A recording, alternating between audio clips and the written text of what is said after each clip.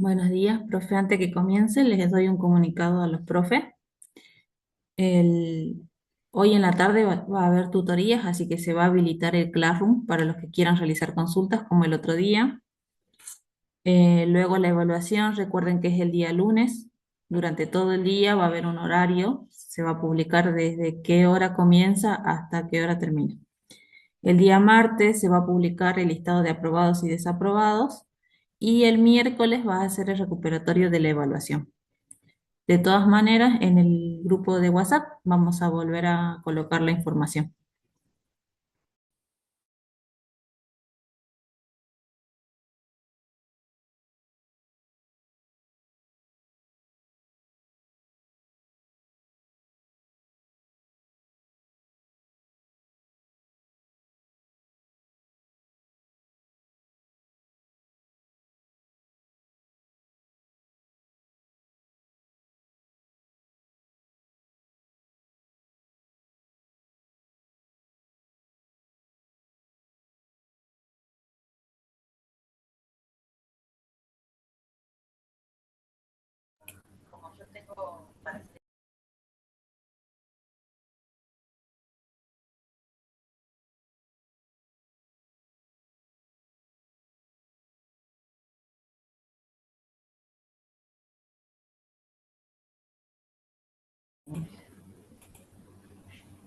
Hola, buenos días, ¿cómo están? ¿Cómo les va? ¿Todo bien? Bueno, vamos a comenzar este encuentro y lo que hoy nos convoca es el tratado del... eh, necesito que me digan si pueden ver la diapositiva que estoy compartiendo. ¿Pueden ver la diapositiva que estoy compartiendo?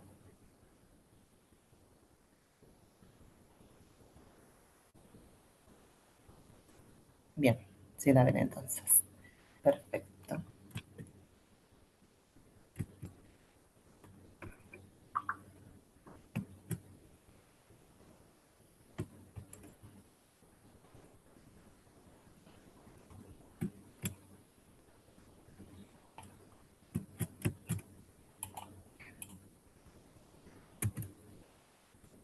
Hoy vamos a hablar sobre el marco normativo e institucional de la intervención docente. Para comenzar este encuentro, vamos primero a posicionarnos sobre lo que significa la pirámide de Kelsen. Quizás muchos de ustedes escucharon hablar sobre la pirámide de Kelsen. ¿Qué es y para qué sirve? La pirámide de Kelsen nos establece el orden jurídico argentino. ¿Qué significa el orden jurídico? El orden jurídico significa el orden de prelación, la jerarquía que contienen o que poseen las normativas, las cuales nos rigen a nosotros como ciudadanos argentinos. Como verán en este esquema, está como cúspide, es decir, como la máxima de todas las normativas, la Constitución Nacional. Luego siguen los tratados internacionales que tengan incidencia, o sea, que compartan ciertos acuerdos con la Constitución Nacional. Posteriormente a eso, en paralelo, están las constituciones provinciales y las cartas orgánicas municipales.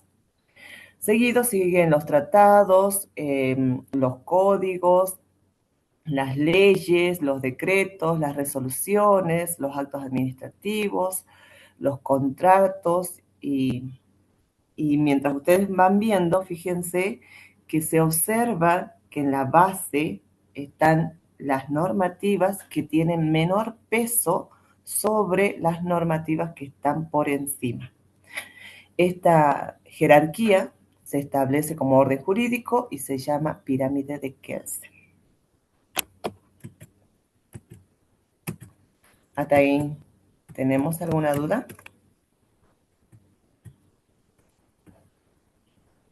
¿Se comprendió hasta ahí qué es la pirámide de Kelsen? Háganme deditos.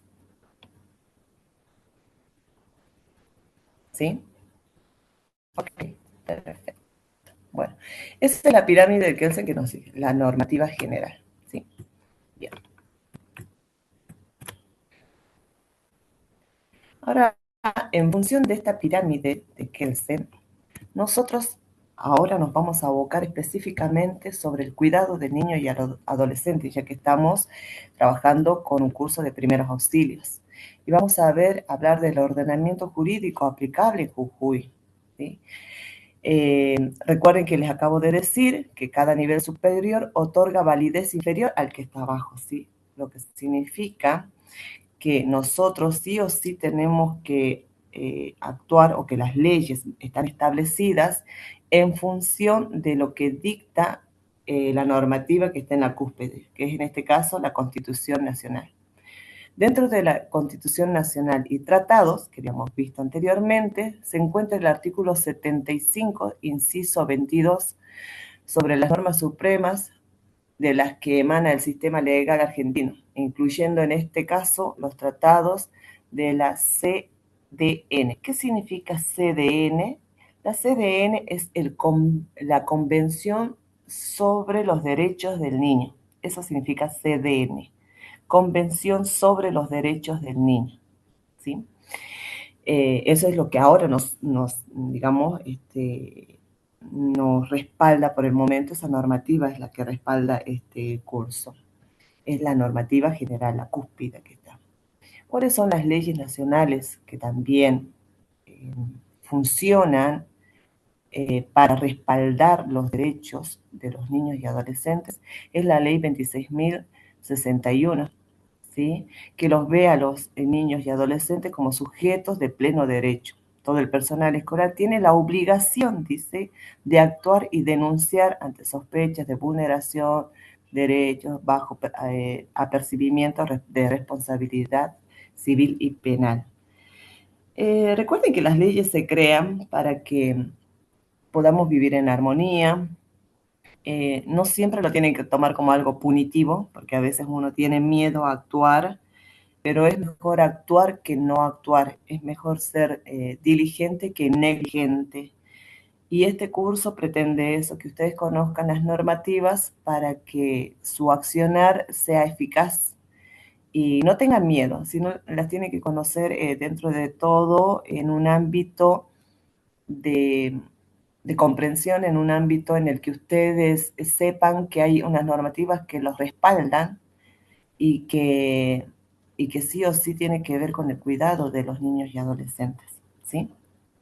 Bien. Por otro lado están las constituciones provinciales, que en este caso la constitución provincial que nos ocupa a nosotros.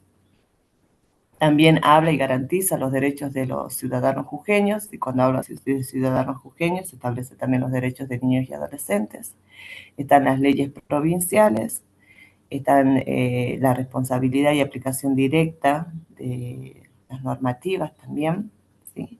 Entonces, todo este circuito que tenemos siempre responde a la ley suprema, o sea, la Constitución Nacional. Sigamos. Vamos a hablar ahora, no me deja avanzar, ¿qué pasa? Vamos a hablar ahora sobre la Constitución Nacional, la normativa madre de nosotros. Cuando hablamos de derechos de salud a la vida, nos referimos al artículo 42 y al artículo 75, inciso 22 de esta Constitución Nacional. En el artículo 42, que si bien establece los derechos de los ciudadanos en relación al consumo y servicios públicos, también tiene que ver, ¿no? Cuando habla de relación de consumo y servicios públicos, porque hay que ver qué derechos se pueden vulnerar en función a este artículo. Y a través del artículo 75, en el inciso 22, otorga la jerarquía constitucional a los tratados internacionales de los derechos humanos. Y aquí es donde entra el convenio sobre los derechos de los niños. ¿Se acuerdan que hablamos recientemente sobre el convenio de los derechos de los niños? Bueno, es acá donde se otorga ese derecho. Bien. Seguramente ustedes escucharon hablar el interés superior del niño y adolescente. Cuando hacen paro, por ejemplo, cuando hacen paro los docentes dicen, ¿y dónde está el interés superior del niño y adolescente? Porque el niño y adolescente tiene derecho a estudiar, a formarse, a educarse. Y los docentes al hacer paro, ¿dónde está ese derecho? Bueno, en realidad sí existe ese derecho y cuando hacemos paro lo estamos vulnerando. Nosotros tenemos derecho a hacer paro, sí, seguro, pero acá lo que se prioriza más es el interés superior del niño y el adolescente. Entonces, ¿qué significa eso? Le estoy dando un ejemplo, digamos, diferente a lo que es los primeros auxilios, ¿no? Pero para que más o menos se entienda. El interés superior del niño está por sobre todo los derechos de los demás. Eso es lo que significa. Es decir, que cuando nosotros hacemos paro, prácticamente estamos vulnerando un derecho superior. En otras instituciones, cuando los docentes hacen paro, lo que se les pide es que por lo menos les dejen actividades virtuales para que los chicos continúen con ese interés superior que es de formarse y educarse, ¿sí? Eso es lo que nos hablas. A veces nosotros renegamos porque escucho y dicen siempre se le da beneficio a los adolescentes, a los niños.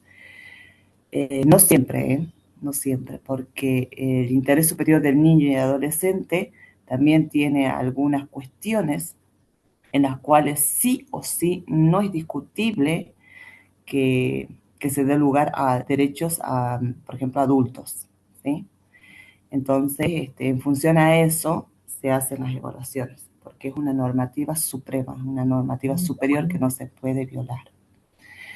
En el artículo 3 del Convenio sobre los Derechos del Niño y del Adolescente se establece que todas las medidas que tomen las instituciones públicas o privadas de asistencia social o tribunales o los órganos legislativos administrativos, una consideración primordial a la que se debe atender será el interés superior del niño. ¿Qué significa esto? Que pónganle, vieron que cuando Titanic, voy a hacer referencia a esa película, Titanic, eh, se hunde el barco. ¿A quiénes salvan primero? A los niños, niños y adolescentes. Tienen prioridad sobre los derechos de los otros. Les estoy dando un ejemplo, digamos, trivial para que más o menos entiendan este artículo, ¿sí?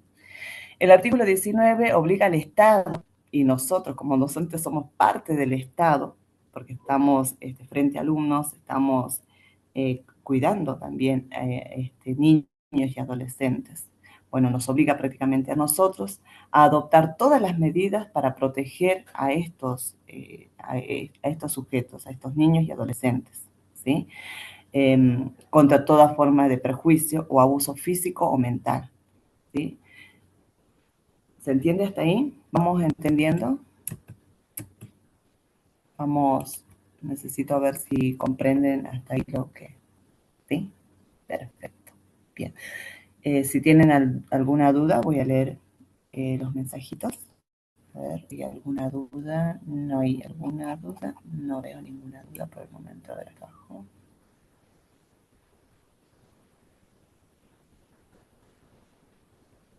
Perfecto. Bien, no hay ninguna duda. Todos vamos bien entonces. Continuemos.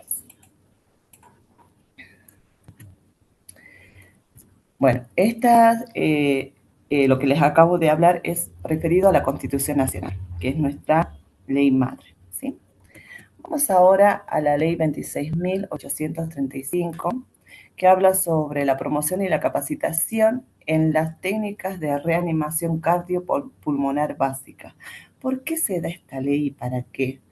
Porque muchas veces nadie quería actuar. Nadie quería actuar por desconocimiento, nadie quería involucrarse por no tener problemas. Entonces se aplica esta ley para que se habilite a toda persona que sabe, que sepa, actuar y realizar la reanimación cardiopulmonar, a actuar frente a situaciones de salud, frente a situaciones donde en este caso, niño y adolescente requiera de esta intervención, ¿se entiende? Entonces se crea precisamente para garantizar que la persona que está realizando esta acción tenga el respaldo jurídico, ¿sí? Bien. Vamos a hablar también del Código Civil y Comercial de Nación, en su sección segunda, habla sobre la función preventiva y punición excesiva. En el artículo 1710 del Código Penal y del Código Civil, perdón, del Código Civil y Comercial de la Nación, en su artículo 1710, habla sobre el deber de prevención del daño. Prevención del daño. Toda persona tiene el deber, en cuanto a ella dependa, de evitar o causar daño no justificativo. No sé si me escucharon hablar la clase pasada, les decía que evitar o causar daño no justificado. ¿Qué significa eso? Por ejemplo, si un ladrón entra a mi casa y me roba y yo lo apuñalo porque estoy en defensa, ahí no entraría este inciso A del artículo 1710. ¿Por qué? Porque yo no es que estoy causando daño por algo que no puedo justificar. Yo estoy justificando que me está viniendo a agredir, que está invadiendo mi territorio y por eso yo estoy accionando. Distinto sería que si yo voy al aula, un padre viene al aula y golpea a un maestro sin previo diálogo, entra y lo golpea. Ahí sí está cometiendo un delito. ¿Sí? ¿Entiende?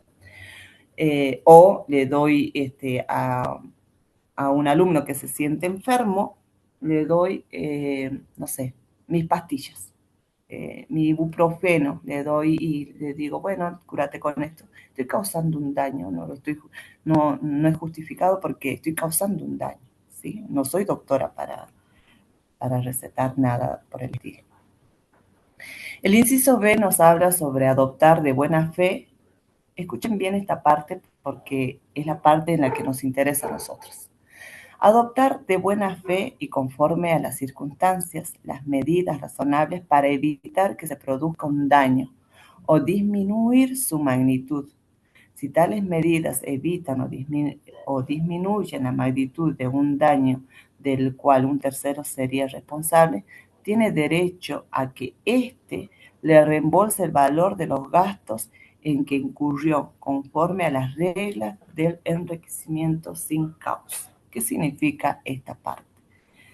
Cuando hablamos de adoptar de buena fe y conforme a las circunstancias, significa que nosotros tenemos que intervenir ante situaciones donde nosotros vemos que se produce un daño, daño a la salud, daño físico, daño psicológico. Nosotros tenemos que intervenir de buena fe, dice ahí, o sea, con toda la predisposición positiva, como buen samaritano, ¿sí? Para disminuir su magnitud, dice, o sea, para disminuir este daño que se está causando. Si tales medidas evitan o disminuyen la magnitud de un daño, el cual un tercero sería responsable, o sea, si ustedes, por ejemplo, ven una pelea entre dos personas, ustedes intervienen y logran disminuir ese daño, que muchas veces no ocurre porque termina siendo golpeado el que interviene también. Pero bueno, pongamos en este caso, ustedes están actuando con buena fe, ¿sí? Y evitan que el daño se propague. O pongamos otro ejemplo. Un ladrón viene y le robó a una señora. Justo salía del banco la señora y viene un ladrón y le roba el bolso. Y ustedes van, lo persiguen, hacen que lo capture al ladrón y usted le devuelve el bolso a la señora. La señora, en su buena fe también, puede resarcir esa intervención, bueno, pagándole, reembolsándole un monto que ella considere que vale, digamos, ¿sí? Esa situación. No sé si recuerdan que a veces personas encuentran plata y devuelven al dueño la plata y a veces se quejan porque el monto que les da es mínimo, pero acá habla sobre conforme las reglas de enriquecimiento sin causa. Bueno, no tiene mucho que ver en primeros auxilios, ¿no? Pero más o menos les doy la idea para que se den cuenta de qué se trata, ¿sí? Otros, por ejemplo, ha ocurrido casos en que docentes intervinieron en situaciones muy complejas donde niños, adolescentes estuvieron en cuestión y los padres han gratificado ese accionar, realizando un obsequio, un reconocimiento especial, ¿sí? A eso se refiere. El inciso C de este artículo 1710 habla de no agravar el daño. Si ya se produjo, no agravarlo más. Es decir, si dos personas están discutiendo, no discutir más, por decirlo de una manera, ¿sí? O ver de, no sé, de ampliar, como dice, echarle leña al fuego. No, para nada. Entonces nosotros tenemos que ver de no agravar el daño, ¿sí? ¿Cómo vamos hasta ahí? ¿Vamos bien? Necesito ver sus manitos. Perfecto. Bien.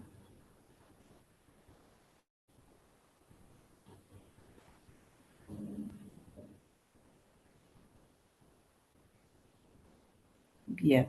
Acá tengo un mensajito que dice que una mamá ingresó y golpeó a una, bueno, tratan de buscar a los docentes, y eso es cierto. Y cada institución por eso habilita un protocolo. En este caso, sí o sí, los docentes tienen que estar respaldados por un tercero. Es decir, en una conversación entre padres y docentes siempre tiene que haber un tercero que lo acompañe. En algunas instituciones lo que piden es que para hablar con un docente tienen que hacer una cita previa. Y bueno, debería optar de eso también, ¿no? Bueno, vamos todo bien. Quería responder únicamente a esa pregunta. Vamos al otro. Ouch. En un ratito que se me habilitó algo raro acá. Bien, ¿no tiene ninguna otra pregunta? No, vamos. Vamos entonces, sigamos. Esta resolución que sigue, que es la resolución 7621-E/2025, es nueva, salió el año pasado. Y muchos de nosotros, como docentes, la hemos trabajado en una jornada. Habla sobre los protocolos de actuación ante problemas complejos que puedan suscitarse en instituciones educativas. Esta resolución abarca todos los niveles, desde el nivel inicial hasta el nivel superior. Algunos de ustedes ya las conocen y seguramente las están aplicando, pero no está de más tratarlas en esta situación. ¿A qué se refiere la resolución 7621? Habla de los aspectos claves de la normativa. El deber de la prevención del daño. Fíjense que vamos bajando de la cúspide, que era la Constitución Nacional, la Convención sobre los Derechos del Niño, y ahora nos toca la ley de cardiopulmonar y la Convención sobre los Derechos del Niño, ya dije, y ahora nos toca la resolución 7621, que es sobre el Tratado de Situaciones Complejas en las Instituciones Educativas. Bueno, habla esta resolución sobre el deber de prevención del daño. Toda persona tiene el deber, en cuanto a ella dependa, de la obligación de denunciar. El personal educativo debe denunciar de inmediato cualquier vulneración de los derechos de menores. Si ustedes ven que alguna gente, llámese personal de servicios, docente, preceptor, etcétera, ven que le da una cachetada a un alumno o que, no sé, vulnera de alguna manera sus derechos, ustedes tienen la obligación de denunciar, porque son testigos y tienen que actuar. Ya lo habíamos establecido en las normativas anteriores, que nosotros tenemos la obligación de actuar para minimizar ese daño.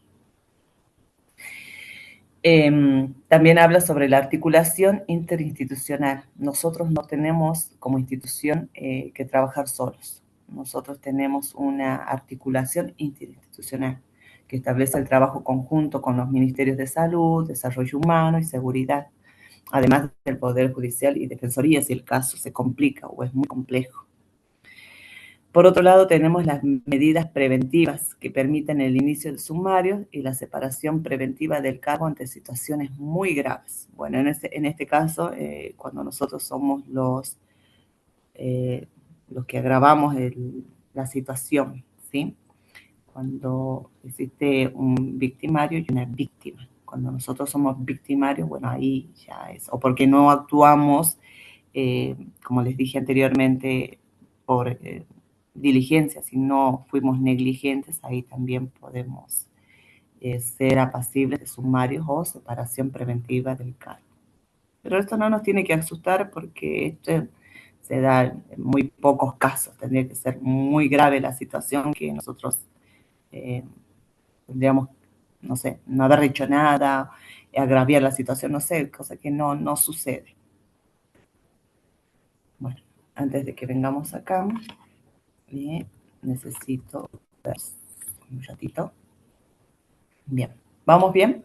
¿Cómo vamos? ¿Todo bien? ¿Sí? Acá me pregunta qué resolución ministerial habla de los protocolos a seguir en las instituciones educativas. Y la acabo de nombrar, es la 7621. La 7621-E/2025, que estamos tratando recién, esa es la que establece los protocolos a seguir. ¿Sí? Bien. Todas estas normativas que acabo de hablar, menos la Constitución Nacional, porque la debemos conocer todas, estas ya se van a subir al Classroom, si no se subieron, pero yo ya mandé el material, así que ya seguramente está habilitado. No lo vi todavía, pero están todas estas normativas que estoy tratando con ustedes, las van a tener como respaldo, ¿sí? Bien. ¿Vamos todo bien? Vamos todo bien. Sigamos entonces.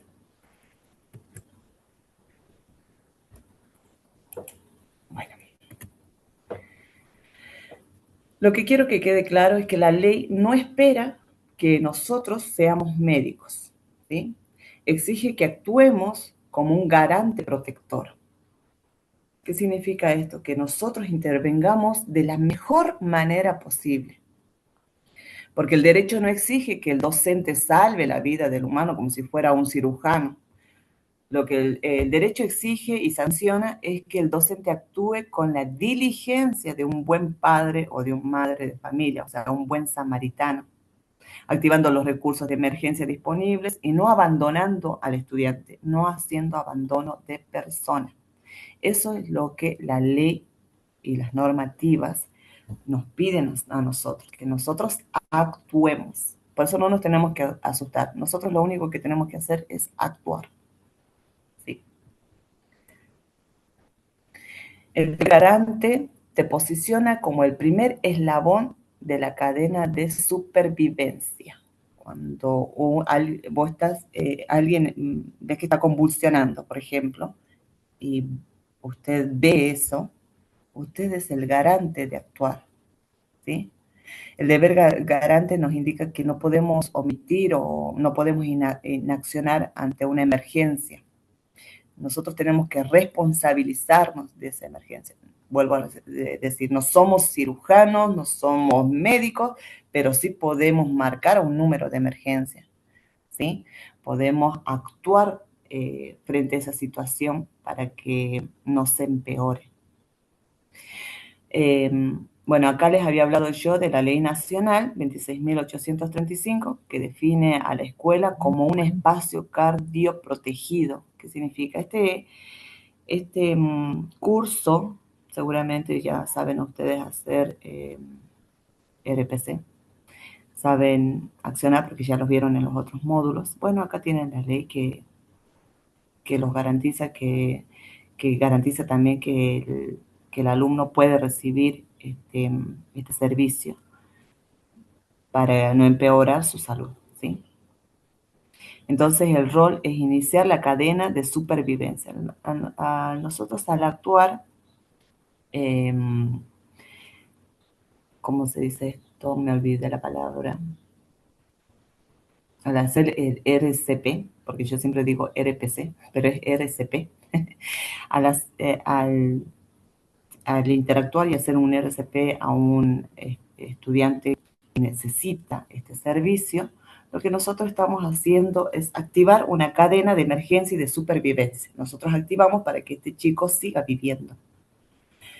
No vamos a resolver en su totalidad, seguro que no, ¿sí? Pero la estamos activando para que luego se pueda llamar a los profesionales y mientras ellos vienen, nosotros seguimos interviniendo y después luego garantizar que la cadena continúe. Eso nos habla la Ley Nacional 26.835. ¿Sí?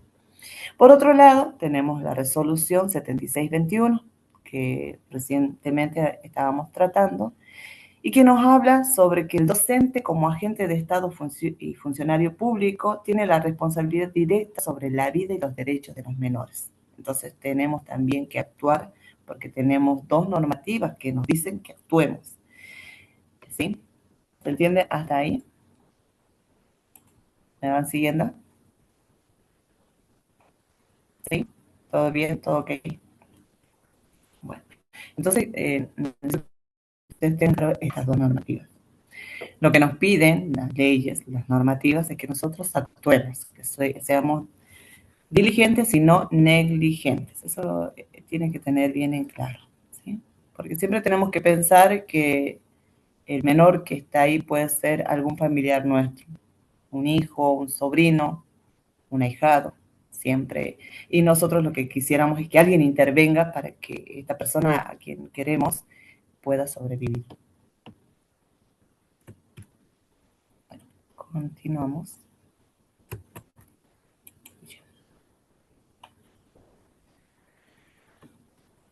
Vamos a desmontar un poquito los mitos que paralizan la acción docente, que a veces nosotros tenemos miedo. Y acá vamos a interactuar un poquito con ustedes. Yo voy a nombrarlos en función de quiénes están acá y vamos a platicar un poquito. Diagnósticos de miedos frecuentes. Vamos con el primer miedo frecuente. ¿Este es un mito o una realidad? Si hago RCP a un estudiante y le fracturo una costilla sin querer, ¿me pueden hacer un juicio penal directo? ¿Qué opinan ustedes? Uy, esperen un ratito que se me fue. Tengo un medio.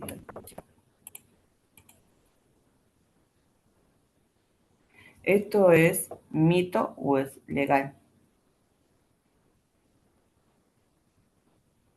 Bueno, fíjense acá que la verdad jurídica dice que la omisión de auxilio, no hacer nada, por ejemplo, es lo que verdaderamente genera la responsabilidad civil o administrativa, ¿sí?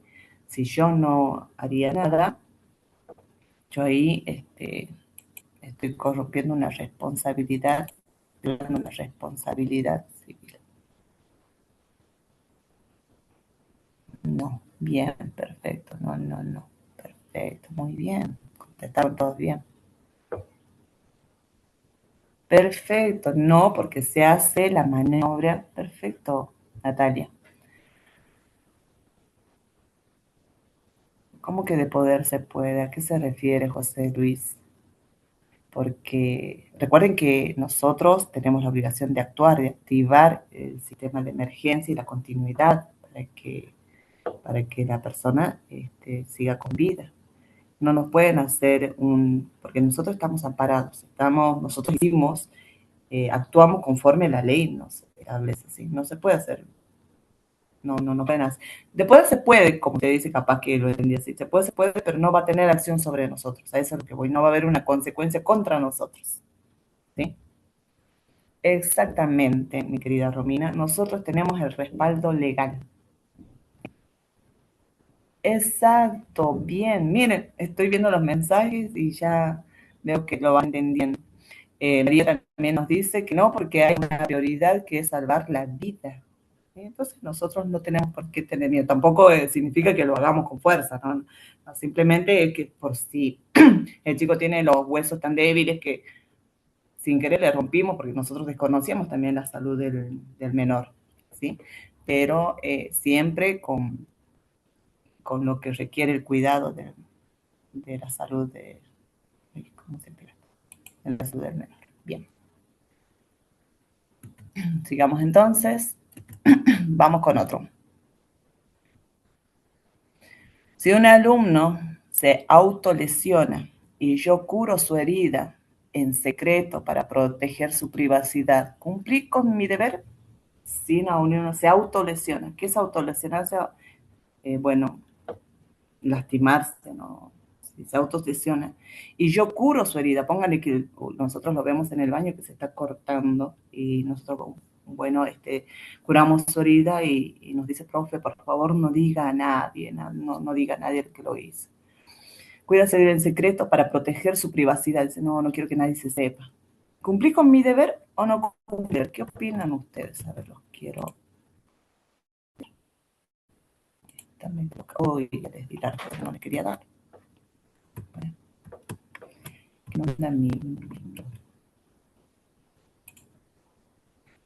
no. Ah, ¿y por qué no? Digo que digan mal el fundamento. Dice, no, porque estaríamos fallando el protocolo. Dice Esteban, pero ¿cómo fallamos el protocolo? ¿Qué pasó ahí? Bien. Se debe notificar al supervisor, superior, dice, y llamar a los tutores. Patricia Domínguez. Bien. Tienen que registrar en las actas, cumplo con ayudarla, pero se debe informar la situación. Muy bien, vamos. Perfecto, queridos.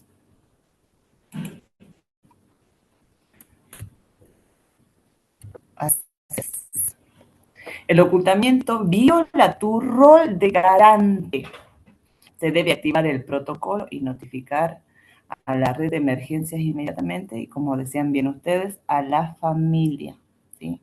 No porque el alumno me diga, no, no le digas, nosotros ocultar y ser parte de este delito, ¿sí? Vamos bien entonces. El último, ¿los protocolos de emergencia escolar son opcionales o dependen del criterio del director?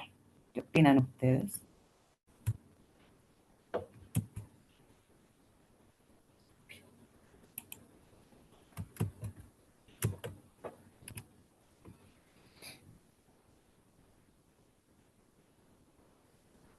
Bien, bueno, vamos al otro.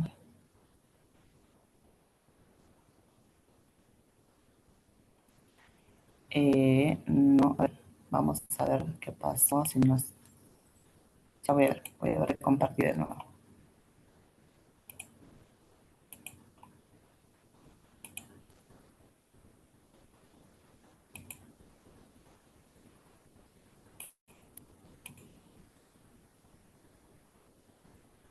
No sé por qué no comparto.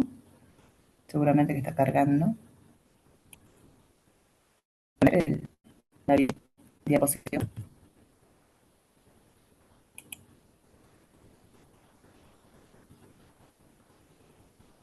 Uno debe respetar el protocolo y dentro de ese marco.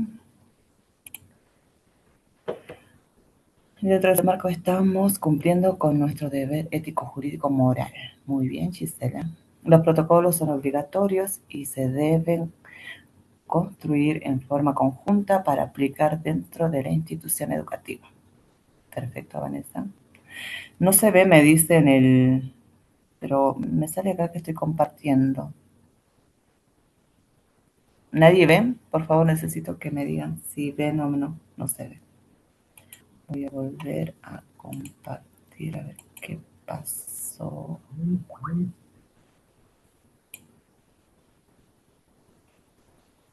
Ahí, ¿lo ven?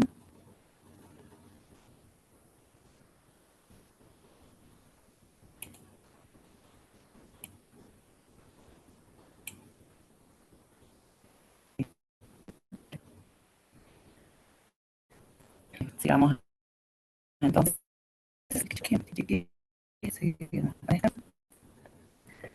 Entonces, la escuela está obligada por ley a tener un protocolo visible y estandarizado de emergencias. Entonces, lo que tiene que hacer la institución es, según la resolución 7621, establecer un protocolo y que todos se enteren de este protocolo de actuación. Puede estar regado este protocolo en la sala de profesores, al inicio de la entrada del colegio, pero tiene que ser visible. ¿Está bien? Bueno, vamos con la otra. Los límites estrictos de intervención física en el entorno escolar. Vamos a ver algo de estos límites estrictos. Luz verde. ¿Qué sí se puede hacer en el colegio? ¿Qué sí nosotros podemos hacer como docentes cuando vemos alguna situación de salud emergente? Maniobras básicas de RCP. Desobstrucción de vía aérea, maniobra de Henry. Seguramente ustedes ya vieron todas estas cosas, ¿verdad? Nosotros, ¿qué sí podemos hacer? Presión directa de hemorragias. Nosotros podemos presionar en la hemorragia. Contención física y emoción inmediata. Las 4 cosas son elementales que nosotros como docentes podemos intervenir, podemos hacer. Vuelvo a reiterar, las maniobras básicas de RCP, la desobstrucción de vías aéreas, si vemos que nosotros se está ahogando un alumno porque se tragó algo, podemos hacer esa maniobra. Podemos hacer presión directa en la hemorragia, si vemos que hay un desangrado, hacemos presión directa. Y si emocionalmente está, digamos, inestable el estudiante, podemos darle contención física o emocional inmediata. Luz roja, ¿qué es lo que no podemos hacer? Recomendar o suministrar medicamentos. Está prohibido entregar incluso un ibuprofeno, como les había dicho anteriormente. Nosotros no somos médicos, no somos especialistas, porque al hacer eso lo que nosotros podemos hacer es empeorar la situación en ocasiones, porque el alumno puede ser alérgico, pónganle al ibuprofeno, y lo que nosotros estamos haciendo es empeorar su salud. Por eso muchas veces, vieron que ahora en los botiquines de los estudiantes se anuló ahora que tengamos el ibuprofeno. Hay curitas, hay agua oxigenada, hay toallitas higiénicas, hay un montón de otras cosas que son externas, pero no son invasivas al cuerpo.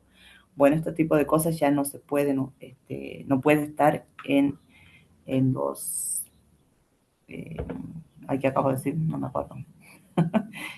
En los botiquines de los establecimientos, ¿sí? ¿Qué otra cosa no podemos hacer? Realizar cualquier tipo de procedimiento médico invasivo, ¿sí? Inyectarle algo, no sé. Me acuerdo que una vez en un colegio de allá del norte que yo estaba, a una alumna le dolía la muela y la muela se le movía. Entonces, ¿qué hizo el docente? Agarró y se las extrajo la muela y después, no sé qué le puso ahí. Bueno, ese es invasivo, le había puesto unas gotas de algo. Y bueno, se le hinchó así, parecía una papera la nena. Bueno, esas cosas invasivas no se pueden suministrar, no se pueden aplicar. ¿Estamos ahí? Todos, ok, quiero verlos. Quiero verlos. ¿Sí? ¿Estamos todos? Hasta acá, ¿cómo vamos? Bien. Bien, entonces esto quiero que quede claro. ¿Qué es lo que podemos hacer y qué es lo que no se puede hacer? Bien. Fíjense que todos estos ejemplitos que estamos dando tienen que ver con todas las normativas que anteriormente habíamos visto. Ustedes pueden evidenciar la relación que existe entre las acciones que hacemos y las normativas que nos amparan y las normativas que nos dicen qué no tenemos que hacer también.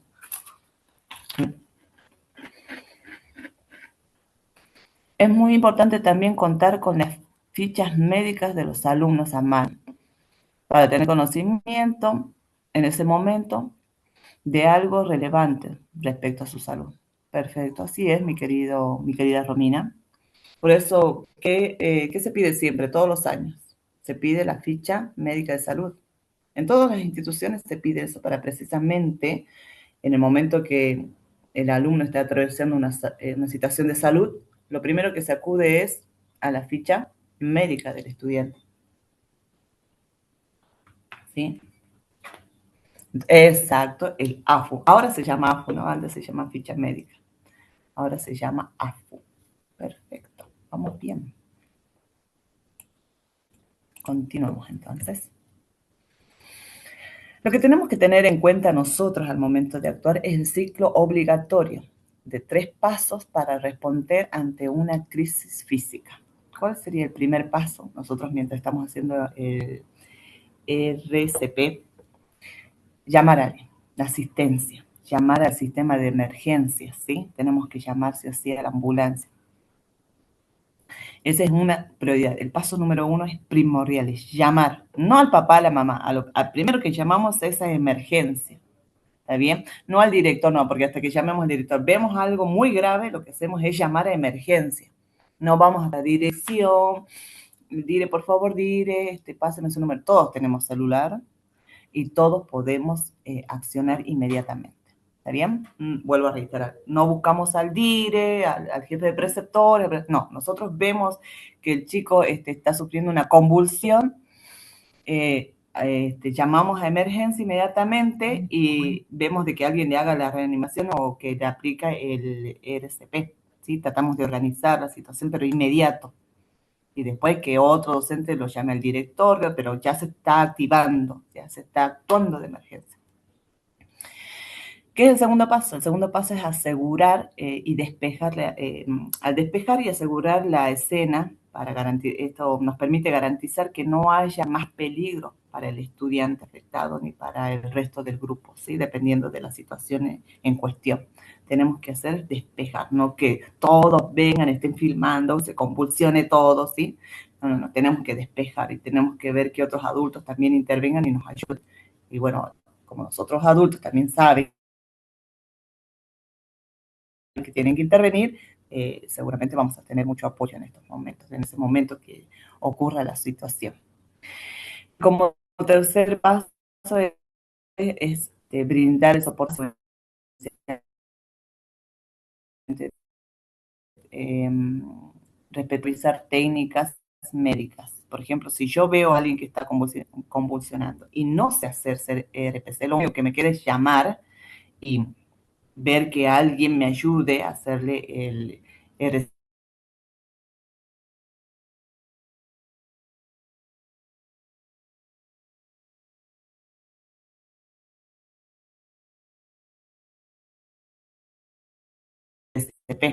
¿sí? Empeorar la situación. ¿Cómo vamos acá? ¿Entendemos estos tres pasos?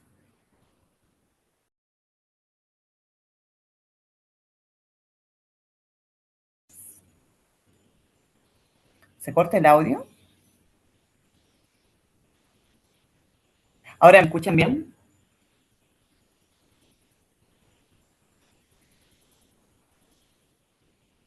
¿Ustedes me escuchan bien? Yo me escucho bien. Ay, obvio que me escucho bien.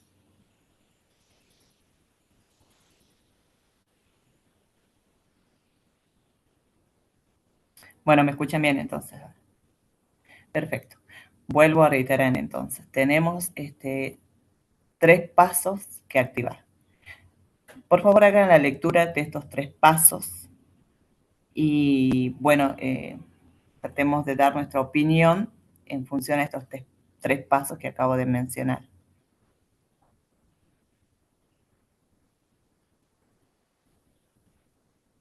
El primer paso es activar la llamada. Veo un caso de emergencia, que el alumno está convulsionando, lo que yo hago es llamar, no actúo, llamo a emergencias, ¿sí? ¿Se entiende hasta ahí? ¿Sí? Bien. El segundo paso, ¿me escuchan?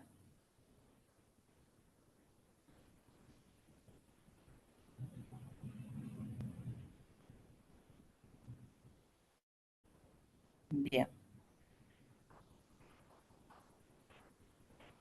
exactamente, llamamos a 107, exacto.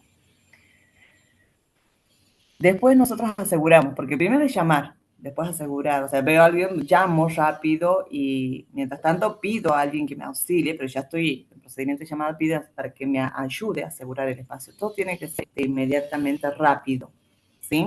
Tiene que ser rápido. Por eso no es asegurar y después llamar. Puede ser asegurar y llamar dependiendo de la situación, pero lo más emergente es llamar, ¿sí? Llamar, aseguro yo el espacio y después asisto según mis conocimientos. Perfecto. Llamar y asistir se pueden dar al mismo tiempo, pero claro que sí se pueden dar al mismo tiempo. No es que, por eso les digo, no tomen, pero lo primero es llamar porque la situación requiere que se active ya un sistema de emergencias llamando a los profesionales para que intervengan luego. Porque si yo actúo ya pierdo minutos. Si yo, hasta que yo haga el paso, hasta que yo asegure, hasta que yo vea, no, llamo primero, ¿sí? Lo prioridad es llamar a que venga bueno, las personas que tengan más conocimiento, los médicos, los del SAR, ¿sí? Las emergencias.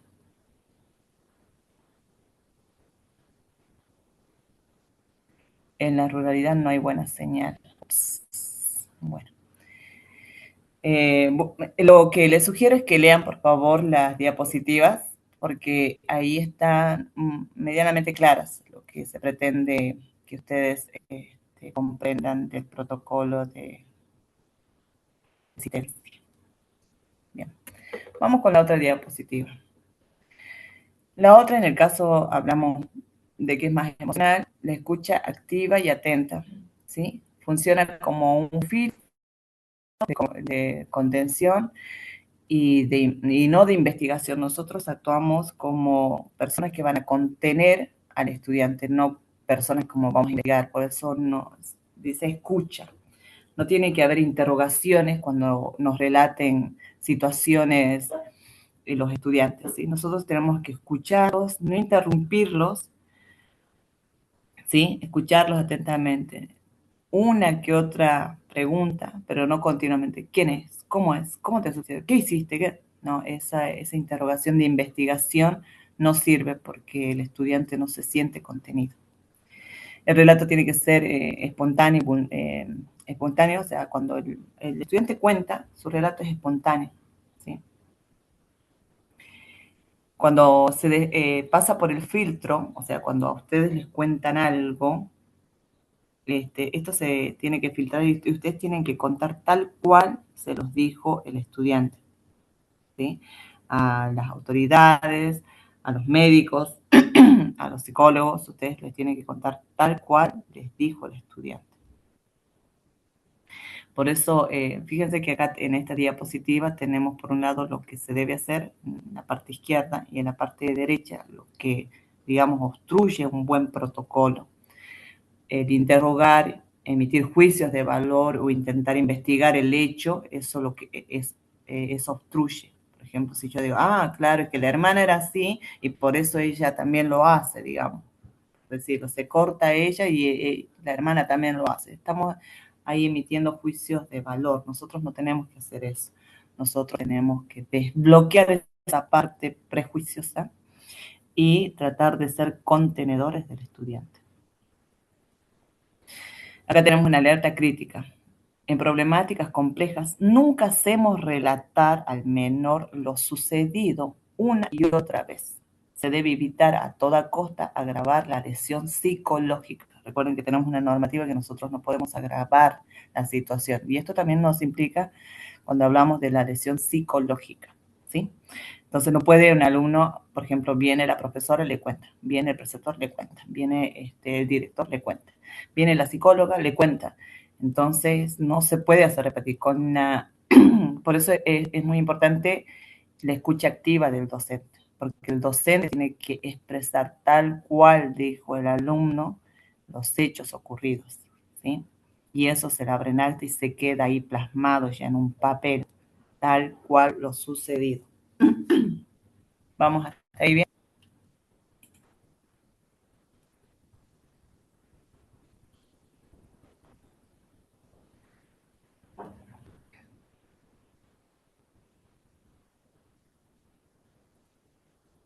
Claro, algunas preguntas se pueden hacer, pero no interrogar sobre el hecho, digamos. Está muy bien, Analía. Dejarlo hablar y en el caso de que no diga nada, solo hacerle preguntas como, ¿quieres que llame a alguien? ¿Qué necesitas? Eso sí, son preguntas de contención, pero hay algunas preguntas de investigación. Ustedes tienen que saber diferenciar entre las preguntas de contención y las preguntas de investigación, ¿sí? ¿Entendió? Exactamente. Siempre se debe proteger la intimidad del estudiante, Martín. Muy bien el aporte. ¿Alguien más? Y de contexto, exactamente, Roberto. Bueno, vamos hasta ahí. Todos bárbaros, ¿sí?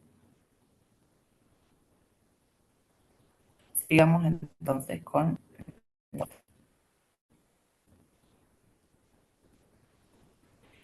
Lo que es importante es la distribución clara de roles al momento de intervenir.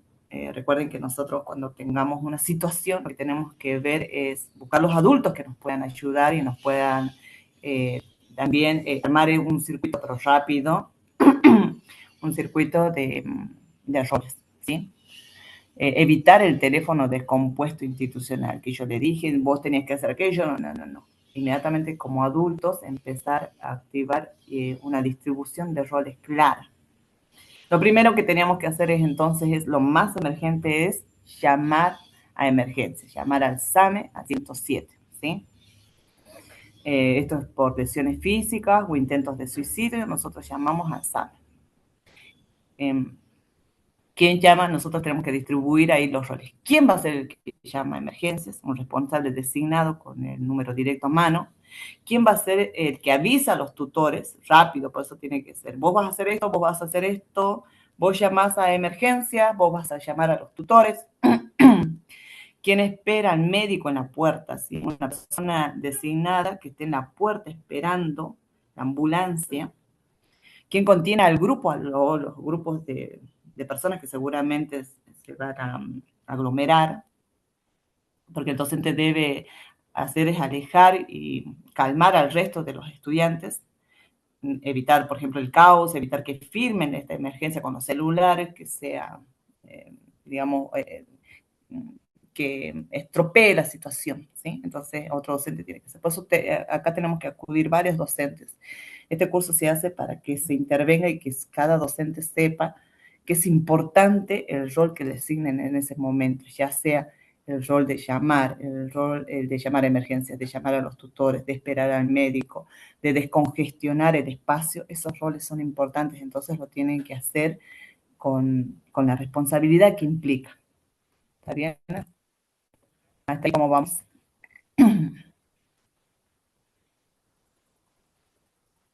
¿Todos bien? ¿Se entiende entonces cada uno de estos roles?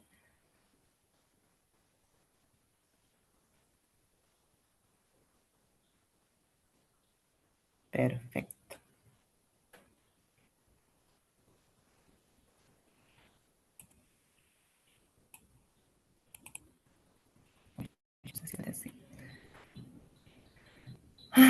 Bueno, el cierre administrativo es tu principal escudo de defensa legal. Ante cualquier situación grave, lo primero que se hace después de que el alumno, después, ya sea el accidente, el alumno nos relate algo, lo primero que se hace después de que ocurra esta situación es labrar un acta, ¿sí?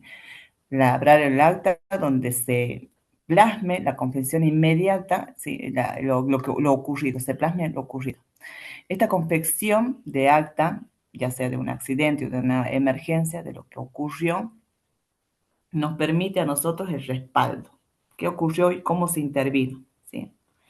Y recuerden que se tiene que escribir todo, porque lo que no está escrito en el libro de actas legalmente no ocurrió. Si yo no escribo lo que está, lo que, lo que es importante y no lo escribí, legalmente no ocurrió. Dice, no, pero sí yo llamé, no, pero acá no está escrito que usted llamó. No, pero sí yo hice tal cosa o nos dijo tal cosa, pero acá en el acta no está. Legalmente no ocurrió. Por eso es importante que se labre el acta cuidadosamente después de lo ocurrido, cosa que con todos los agentes intervinientes se le abre un acta bien desarrollada, con todo lo que se hizo, sin omitir ningún aspecto que después pueda ser relevante, ¿sí? Una vez que nosotros le abremos el acta, tenemos dos derivaciones. La derivación, por ejemplo, por ruta A, informes a Secretaría de Niñez y Adolescencia, todo dependiendo del caso, ¿no? Se puede informar a niñez y adolescencia y a la familia. Después, la derivación de la ruta B, pues que es más grave, digamos, en este caso, porque se puede radicar en el ejercicio de las denuncias al Ministerio Público de la acusación o comisarías. Pero todas estas derivaciones, tanto la A y la B, ya lo hace la institución, o sea, los directivos. Nosotros como docentes, nuestra función termina en intervenir, pero ustedes tienen que conocer después cómo sigue, ¿sí? Se labra el acta, ustedes participan del labrado de actas y ahí prácticamente terminaría nuestra función. Pero no es así, porque también tenemos que saber qué pasó con el alumno después, ¿sí? Porque tenemos que ver si podemos ayudar de alguna manera después de lo sucedido, ¿sí? Pero todos estos procedimientos, tanto la derivación A como la derivación B, lo hace ya la institución, dependiendo de la situación que se ha tratado en ese momento. ¿Bien hasta ahí?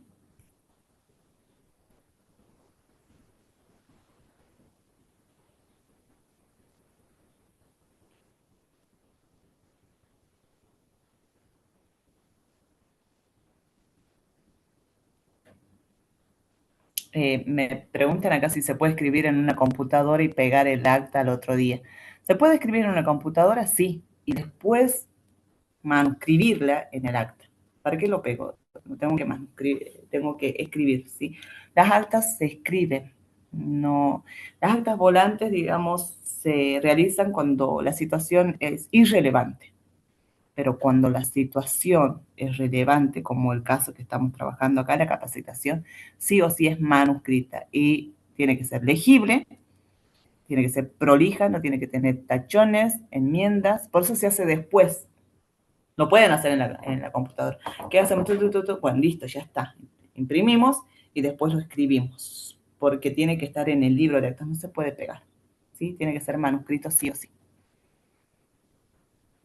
Sí, pueden redactar el acta el otro día y no sé si es conveniente, ¿no? Porque siempre, dependiendo, si es en el norte, en el colegio del norte, donde al día siguiente van a estar los mismos actores, sí, pero al día siguiente el profesor de matemáticas ya no da clases, el profesor que intervino de física tampoco da clases, entonces no es conveniente porque sí o sí se tiene que hacer después, ¿vamos?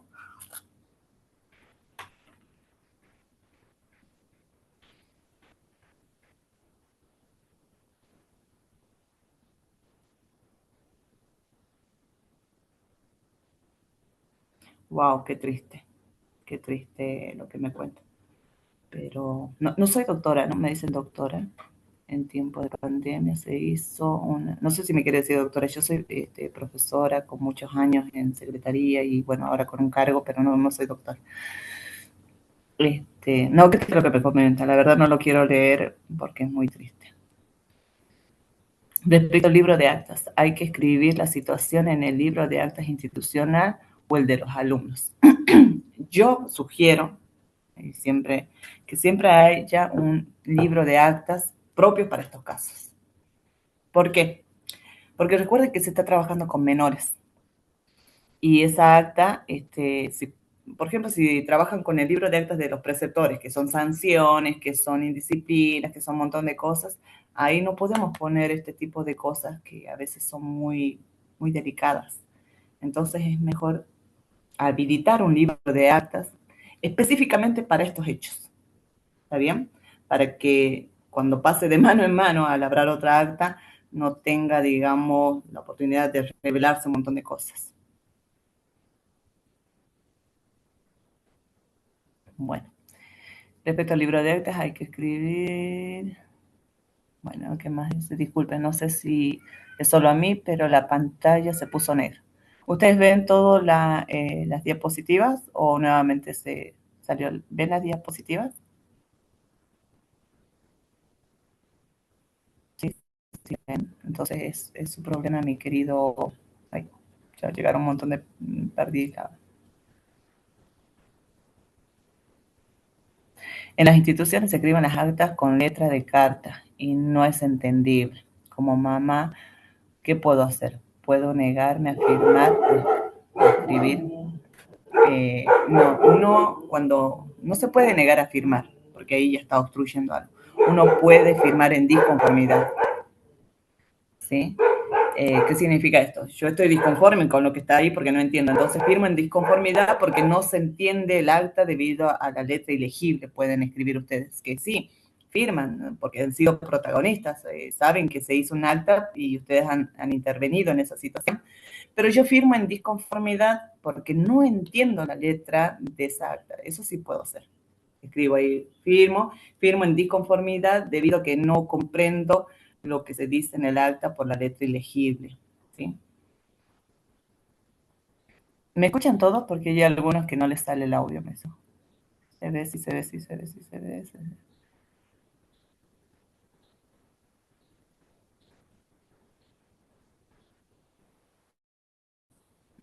Todos dicen que me escuchan, me parece que es del otro lado, mis queridos. ¿Qué pasa si me niego a firmar? Dice Micaela. Usted puede ser apacible de alguna sanción, porque hay varios testigos que ven que usted se niega a firmar y tendría que tener un fundamento. Por eso no existe. Es peor cuando uno se niega a firmar. Uno tiene que firmar, pero en disconformidad, y al escribir en disconformidad puede ni siquiera escribir en el libro, puede elevar una nota diciendo por qué estaba en disconformidad al firmar esa acta. ¿Sí?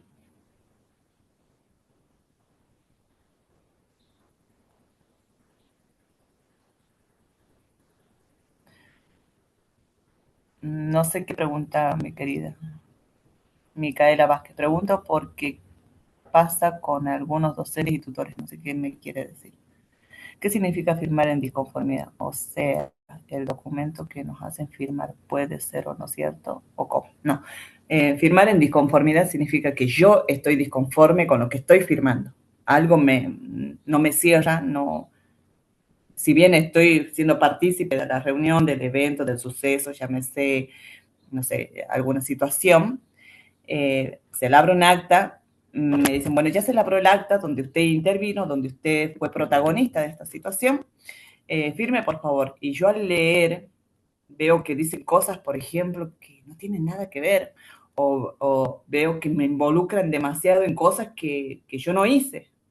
Y yo firmo en disconformidad porque eso no es lo que ocurrió. Eso significa. Disconformidad significa algo que yo estoy disconforme de lo que dice el acta. Ahora, si yo leo y el acta está perfecto, dice, no, sí, se hizo esto, se hizo aquello, firmo. No firmo en conformidad, no firmo nada más. Pero se firma en disconformidad cuando veo algo del acta que no me cierra, no estoy conforme con lo que está en el acta. ¿Por qué no se puede negar? Porque va contra la normativa, lo empeora al sistema, ¿sí? Una, ya directamente se ejerce contra usted. Uno cuando se niega a firmar, recuerden que dicen yo me niego a firmar, pero hay varios testigos que están viendo que ustedes se niegan a firmar. Entonces se abre otro acta diciendo que tal persona se negó a firmar, ¿me entienden? Y bueno, ya puede ser ya un sumario para usted porque usted no está firmando algo. Entonces es importante firmar, pero en disconformidad que no firmar. Es mejor firmar en disconformidad que negarse a firmar. ¿Sí? ¿Por qué? Porque al firmar le estoy diciendo, sí, está bien, yo firmo porque fui parte de esto, pero firmo en disconformidad porque se expresan cosas que yo no estoy conforme con lo que expresan. Y después, como yo firmé en disconformidad, la normativa, la 1886, nos dice que tenemos 5 días hábiles para expresar por escrito nuestra disconformidad. O sea, si nosotros firmamos en disconformidad, tenemos que expresar. Ahora, si no firmamos, nos negamos a firmar, ahí ya se arma otra acta, seguramente el directivo, alguien va a armar otra acta que nos negamos a firmar y esa acta ya va para la persona que se negó a firmar y pasa a supervisión y etcétera. Y ahora ya el problema es de la persona. No sé si me hago entender.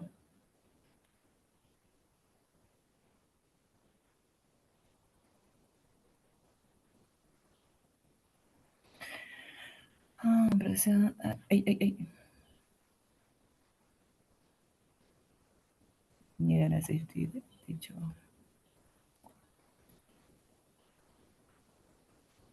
A ver, dice acá, profe.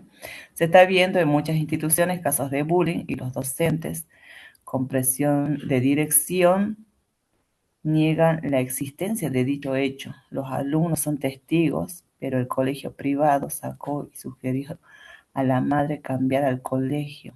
Al niño que recibió maltrato de varios alumnos, ¿qué hacer? Después de hacer todo, en la institución siguen los malos comportamientos. Bueno, ¿qué dice la normativa? Que nosotros tenemos que intervenir. Si nosotros somos testigos de algo, vemos qué está pasando y vemos que las autoridades no están haciendo nada al respecto, intervenimos, ¿sí? Denunciamos la situación. Si yo me llevo mal con el director y sé que si la nota le llega a él, este director la va a esconder a la nota o no me va a dar lugar o no sé, tengo que ir directamente al supervisor porque la relación con el director es muy mala, entonces voy directamente con el supervisor. Pero ¿qué hago en este caso? Por jerarquía, sí o sí, esta denuncia se tiene que hacer al director. Pero si hay bullying, por ejemplo, yo denuncio el bullying ante el director. Veo que tal alumno hace bullying, pero también en esa nota, fíjense que ustedes tienen que intervenir. ¿Cómo intervine? ¿Cómo interviene? Tiene que haber una intervención ahí de ustedes. Un labrado de actas que se le haya hecho al alumno, ¿sí? Que ustedes hayan hecho al alumno. Si no se hizo nada por este alumno o por los alumnos que hacen bullying, hacer una nota al director para que intervenga en esta situación. Pero ustedes tienen que estar continuamente interviniendo, de manera que cuando pase a superioridad, siempre se hace la bajada. ¿Qué se hizo? ¿Qué hizo el directivo? ¿Qué hizo el jefe de preceptores? ¿Qué hizo los preceptores? ¿Qué hicieron los docentes? Siempre se baja el informe, ¿sí? Para ver si se realizó la cadena de intervención como corresponde. Entonces, siempre sugiero yo que se intervenga. Es mejor pecar por hacer que por no hacer, ¿sí? Entonces, es importante eso. No sé si le aclaré la duda, Natalia.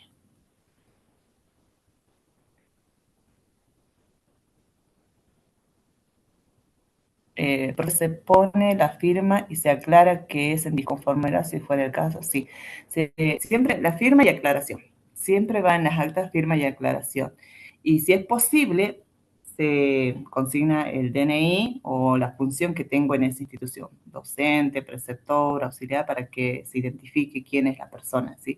Sí, ¿por qué? Porque a veces las personas pueden trabajar como preceptores en un turno y docentes en otro. Entonces yo, en mi calidad de preceptor, pasó esta situación. Entonces escribo consigno abajo preceptor. Fulanito, con DNI tantos, hago la firma, aclaración, DNI y qué condición tenía en esa institución en ese momento. Docente, preceptor, sí, es siempre bueno escribir eh, todos esos datos. Bien. Cuando la firma es disconformidad, ¿puedo hacer un descargo al pie del acta? No. Únicamente se escribe disconformidad. Vuelvo a reiterar la resolución 1886, que es del acto administrativo, nos dice que nosotros podemos firmar en disconformidad. Una vez que firmamos en disconformidad, nosotros tenemos 5 días hábiles para elevar una nota donde se exprese la disconformidad. ¿Por qué firme en disconformidad? ¿Sí? Entonces, lo único que hago ahí, firmo en disconformidad. Después, redacto la nota, la elevo al directivo para que se entienda por qué firmé mi disconformidad. Se permite sacar foto al acta, se emite. Bueno, acá pasa muy seguido que quieren sacar foto al acta inmediatamente. No está permitido sacar foto al acta. ¿Por qué? Porque a veces no están todas las firmas. Para que el acta sea valedera tienen que estar las firmas y el plasmado de los nombres de todos los responsables que intervinieron en esa situación, ¿sí? Por eso no es conveniente firmar, tú le sacan foto, no. Es bueno que estén las firmas de todos, y una vez que estén las firmas de todos, lo que sí es mejor que tengan ustedes, porque la foto también puede ser una foto ilegal, digamos, no es algo que los va a respaldar. Lo que si ustedes quieren tener evidencia de eso, lo que pueden hacer es pedir por nota una fotocopia autenticada del acta que se ha labrado. Entonces ustedes tienen una copia con sello y firma de los directivos que se hacen responsables también de que le otorgaron a ustedes esa copia. ¿Me entienden? ¿Se entiende lo que digo?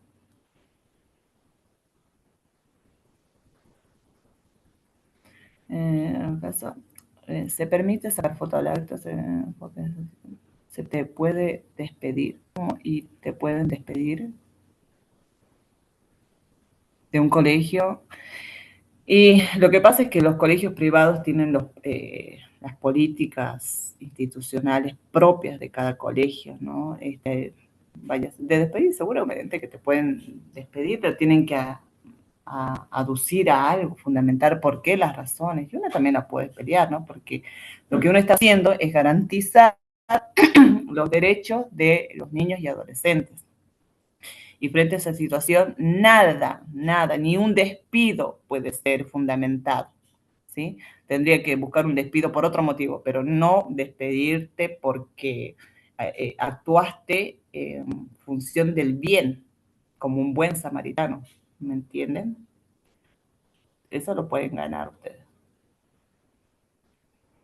Descargo al pie del acta, no, vuelvo a hacer, no se hace el descargo al pie del acta, se hace una nota. ¿Cuál es la cadena de sanción? ¿Cuál es la cadena de sanción por la no intervención en todas las situaciones complejas? La cadena de sanción, vuelvo a reiterar, ¿cuándo se da la cadena de sanción? Cuando la situación se agravió. Pónganle, ay, que va a sonar horrible el ejemplo que voy a dar. El alumno fallece en un colegio, ¿sí? Los padres denuncian el hecho de que el colegio no intervino. Se llega a supervisión hacia la institución tiene que informar. Al informar, se ve quiénes han sido los responsables y ver si se actuó de manera correcta. Si no se actuó de manera correcta, ahí es sancionado. Pero si se mantuvo la cadena de intervención, nadie es sancionado. Falleció porque se dieron las cosas, digamos. Pero si falleció por negligencia, ahí sí viene una sanción. ¿Entiende? Pero la sanción, la cadena viene desde arriba hacia abajo, primero, porque el supervisor siempre se entera primero y después nos hace la bajada a la institución tenemos que elevar un informe donde tenemos que tener el descargo de cada uno de los docentes que pasó en ese momento, cómo actuaron cada uno de los docentes, si se elaboró el acta, qué pasó, ¿me entienden? Entonces, por eso el acta es fundamental, porque en el acta ya está todo lo especificado. Ahora, si la situación es demasiado compleja, sí o sí se apela a la intervención del docente en cuestión, ponga el que hizo RCP, ¿no? Sí, RCP. El que hizo RCP, le fracturó la costilla, y al fracturarle la costilla falleció. Entonces hay que ver eso, pero recuerden que actuó, es peor que no hubiese actuado. Por eso no confíen mucho en las sanciones que les puede pasar a ustedes, porque mientras actúen bajo la normativa que les acabo de mencionar, ustedes no tienen que tener ningún miedo porque están amparados, porque la normativa nos pide a nosotros que accionemos, ¿sí? Dice acá, ¿qué pasa con un padre que no firma un acta donde se le comunica una acción por parte del alumno que la escuela considera perjudicial para el menor? ¿Cómo se debe sacarle fotos y publicarlas en redes? ¿Cómo se procede? Bueno, ahí se tiene que hacer un acta. Si solo se lo llamó al papá, se le explicó el procedimiento, se hizo un acta y el padre no quiere firmarla, entre todos firman que no quiso firmar el acta. Se eleva, bueno, el director, según el caso, ya sabe a quién elevar. Se elevará a supervisión, se elevará a la Secretaría de Niñez, Adolescencia y Familias, se radicará las denuncias, ¿sí? Pero tienen que intervenir. Por ejemplo, si ven ustedes un abuso sexual, si un alumno los relata de un abuso sexual, ustedes tienen que denunciar, no tienen que contárselo al director, ustedes denuncian directamente eso, ¿sí?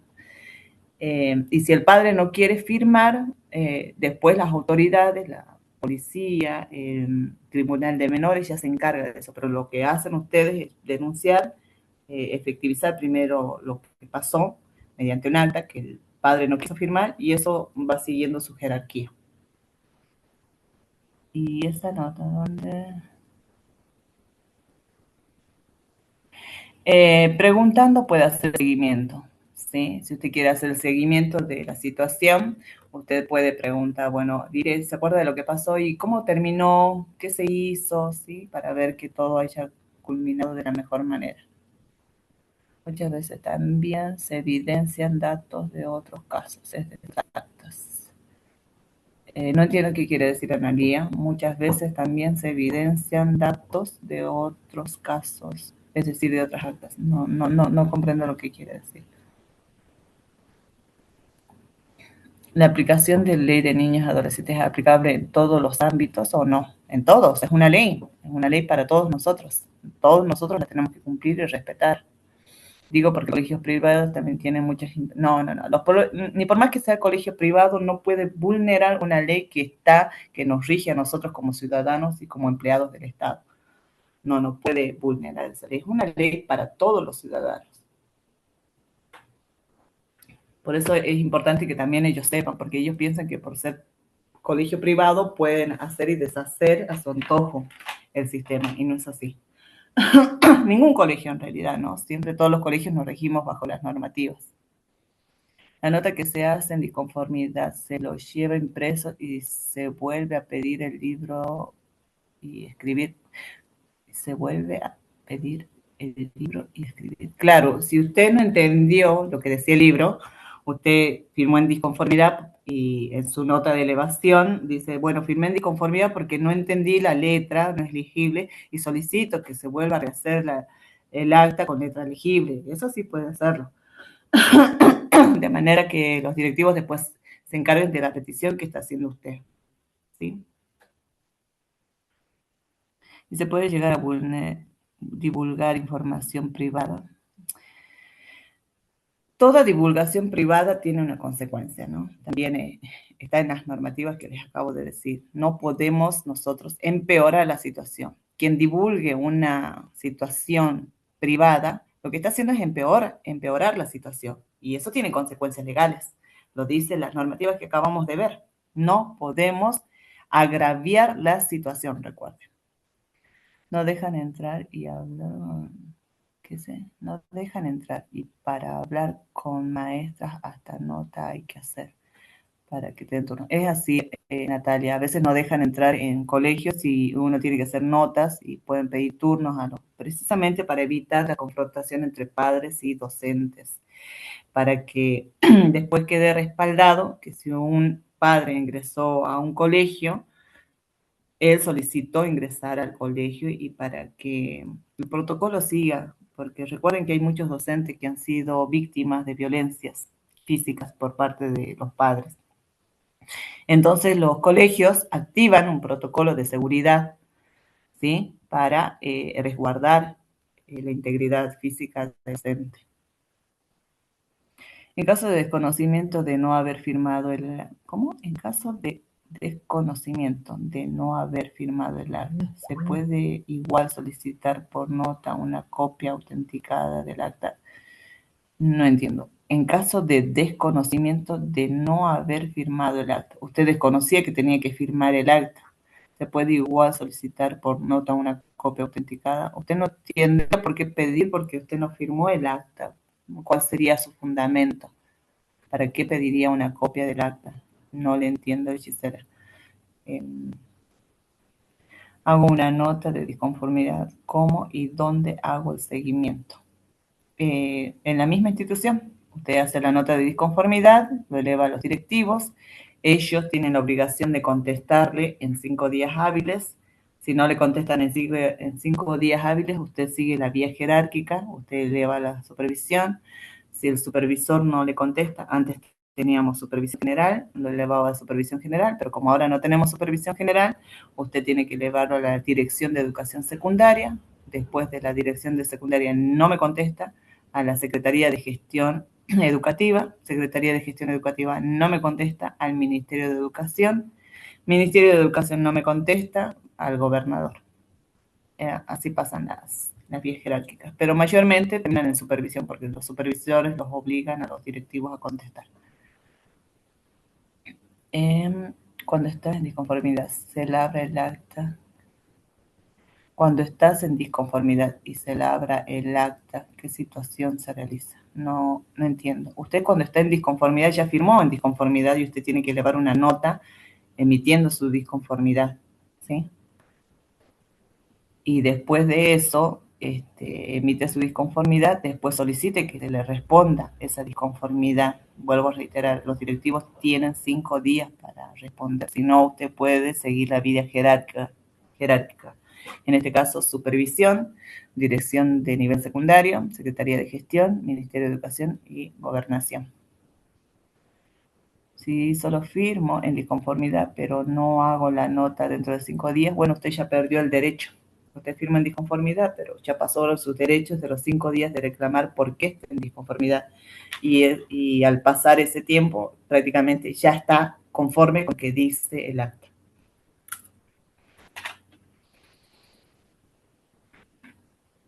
Eso se ve cuando... Ah,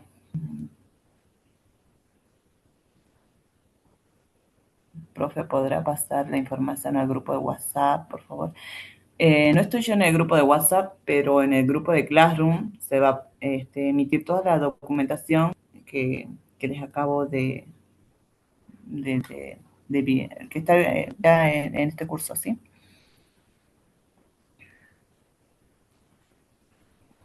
Refería que si sacan una foto muchas veces también salen en la misma parte de otra acta y puede... Ah, no, no, no. Cuando yo saco la foto del acta, siempre las actas se hacen en hojas apartes para que no saquen fotos de otra acta. Y si, por eso no es conveniente sacarle fotos, como les digo, y la persona que esté a cargo del cuidado del libro de actas tiene que sí o sí respaldar que si se saca foto, no se saque foto de la otra parte, de otra acta que estaba ya escrita ahí. Entonces, ¿qué se hace? Se tapa con un papelito y se saca foto únicamente al acta. Por eso es importante que ustedes pidan una fotocopia autenticada, porque al autenticar ya los administrativos y los directivos saben que se debe cubrir la parte de actas que no tiene nada que ver con el caso que se está solicitando.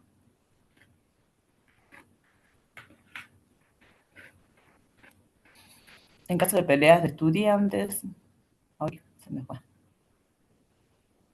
y uno queda involucrado, te pega el acta, ¿quién lo redacta? Obviamente habrá un tercero como respaldo, un docente que interviene, tercero. Bueno, todos los que intervienen. Recuerden que cuando labramos el acta, si son menores, no se escriben los nombres de los menores, ¿no? Si intervinieron menores en la situación, en el acta siempre va registrado las siglas de sus nombres y el DNI. De los adultos, sí. A partir de los 18 años, sí. Van registrados apellido y nombre y el DNI. ¿Quién labra el acta? Bueno, en la institución la secretaria o el directivo o el preceptor o el jefe de preceptores, el más cercano de la situación que haya estado, se le abre el acta y se firma. Firman, vuelvo a reiterar, firman únicamente los adultos, no pueden firmar los menores un acta. ¿Está bien?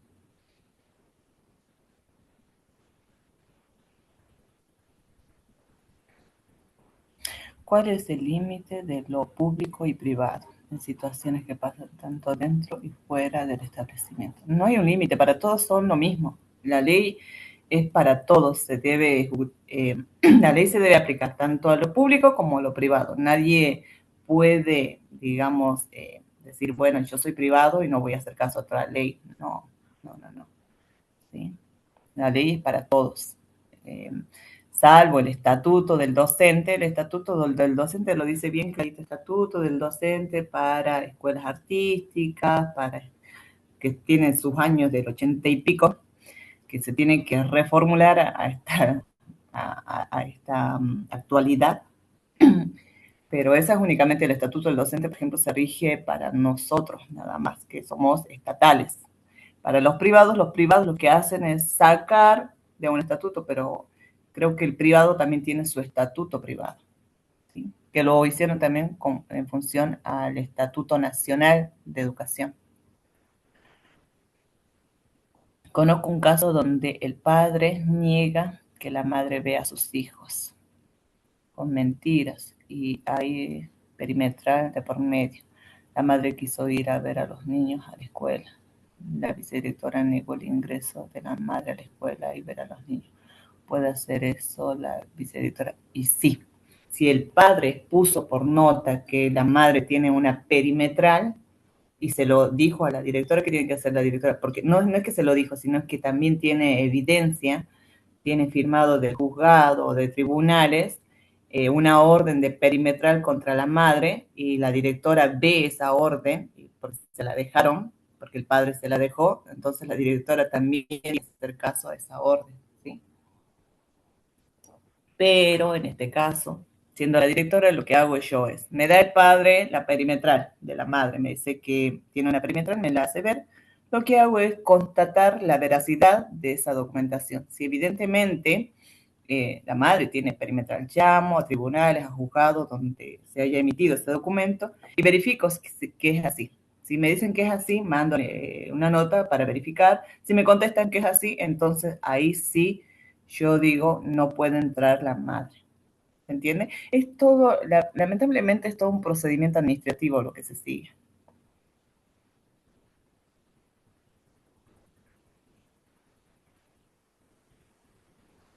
Muchas gracias, Natalia, por lo que acaba de decir. Muchas gracias, por muy interesante la clase. Yo opino que es necesario saber más sobre derechos y responsabilidades civiles, penales y administrativas del docente. Profe, estaría bueno que si puedo repetir la cadena de quién manda el acta para que el responsable es muy bueno. Bueno, el acta lo hace, vuelvo a reiterar, la persona que esté más cercana al hecho, llámese preceptores, porque los preceptores tienen un libro de actas, los secretarios tienen libros de actas, los directivos manejan libros de actas. Un bibliotecario, por ejemplo, yo no voy a poder decirle que habla un libro de actas. ¿Quiénes son los responsables y tienen así ya la función de elaborar actas? Son preceptores, jefes de preceptores, secretarios, prosecretarios, eh, un auxiliar administrativo puede también hacer el acta, vicedirectores, regentes, directores, ¿sí? Pero trato de que el acta, la persona que lo elabore, también lo elabore con la letra legible y prolija. Y después de ahí se firma en conformidad o disconformidad. Bien. Y si no nos responde ninguna autoridad, incluyendo el gobernador, ¿qué hacemos? No creo. No ha habido ningún caso. Paz Pinto, Juan Pablo. No ha habido ningún caso en el que no se haya respondido porque todo es legal y todo se tiene que insistir. Y si en caso de que no, el gobernador no me responda, voy a Nación, ya voy al Ministerio de la Nación, ¿sí? Este, pero eso no ha pasado. No he escuchado ningún caso en el que nadie ha respondido, siempre insistiendo, cumpliendo las normativas. Si no te responden en 5 días, volvés a hacer el pedido en 10 días. Si no te contestan en 10 días, recién pasás a otra jerarquía. Sí, pero no he visto ningún caso que ha llegado hasta lo sumo. Siempre te contestan. Conozco muchos profes que tuvieron que renunciar justamente porque no llevaban bien con los directivos. Parece que 7 años y este conflicto no solo afecta a estas personas. Comprendo. Bien. Nos tenemos que ajustar a la normativa. Eso significa que nuestros derechos se están vulnerando y entonces, bueno, recuerden que nosotros tenemos un gremio. Tenemos un gremio que tiene sí o sí que defender nuestros derechos. Todos tenemos un gremio, los privados y los estatales.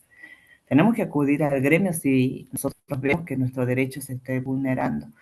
Acá, la Constitución Nacional, ¿vieron la parte principal que yo les mostré?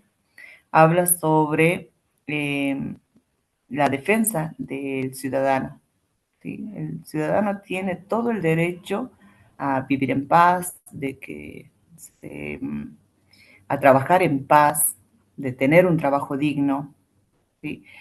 Eh, y eso lo ampara la Constitución y nadie puede vulnerar esos derechos. Si ustedes ven que se están vulnerando sus derechos, lo que tienen que hacer es actuar primero por nota, por el orden jerárquico.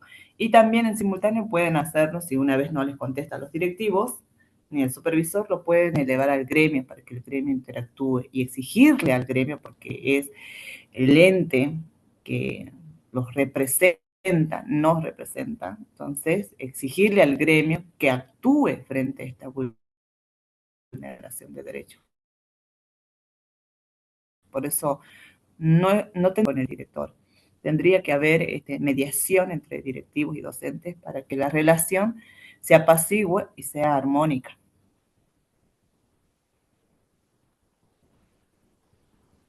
Vamos a otra consulta. Entonces no se puede poner el nombre de menores en el acta. No, de ninguna manera. Eso queda expresamente prohibido. Lo dice la resolución, ¿sí? La 86, la 1886. Nunca, nunca, nunca, nunca se puede escribir el nombre de los menores. Las iniciales únicamente y el DNI, nada más, pero nunca los nombres.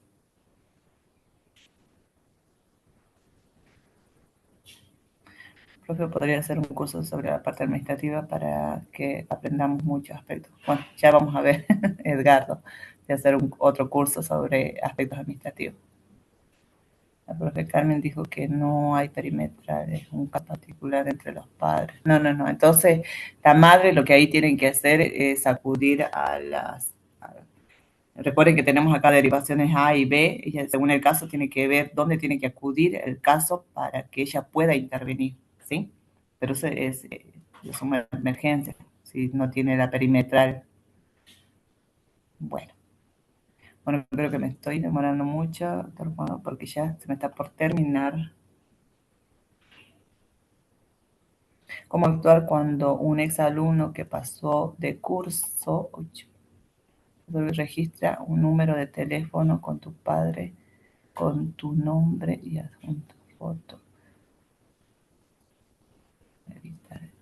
Ahí no entiendo la consulta. ¿Cómo actuar cuando un exalumno que pasó de curso registra un nombre de teléfono con tu nombre? Bueno, se denuncia, porque eso ya es personal. Ustedes tienen que hacer la denuncia, Roberto. Si es menor, primero informar denunciarlo mediante una nota a los directivos para que ellos actúen, porque hay que ver cuál es el propósito. ¿Sí? Bien, continuemos, mis queridos, porque ya nos falta poquito. Vamos a analizar ahora, para terminar esta clase, no llamo clase, este encuentro, sobre el análisis de casos prácticos. Vamos a ver el caso práctico A, el límite estricto de la administración de fármacos. Leamos este caso. En la clase de educación física, un alumno de cuarto año sufre una crisis asmática severa. Olvidó su inhalador, pero su compañero le ofrece uno idéntico que tiene él. Su compañero tiene uno idéntico. Se lo ofrece para prestarlo. El docente se lo niega, le dice que no le preste. El alumno empeora y la familia reclama furiosa. ¿Qué pasó ahí? Bien. ¿Qué creen? ¿El docente actuó bien o mal?